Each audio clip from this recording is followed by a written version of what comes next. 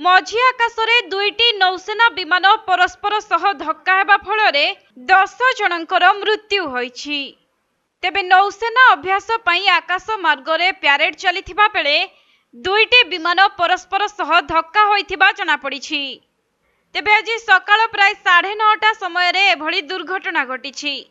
मिलिथिबा सूचना अनुसार मालेशियार लुमुट naval base रे नौसेना प्यारेड अभ्यास चलिथिला।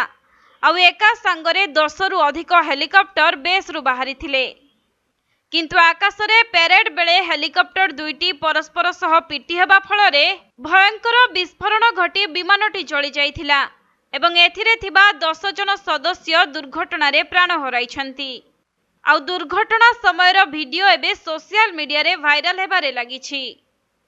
तेबे वीडियो रे देखिबाकू मिलुछि जे 10टी हेलिकॉप्टर गोटिए परे गोटिए आकाशरे उड़ान भरिथिले एवं किछि क्षण मध्यरे उच्च आकाशरे दुईटी हेलिकॉप्टर आउ भयंकर विस्फोरण घटी हेलिकॉप्टर जळि जिबा सह तळकू खसी पड़िथिला। फलरे एथिरे थिबा समस्त 10 जनकर मृत्यु होइथिबा सूचना रहिछि।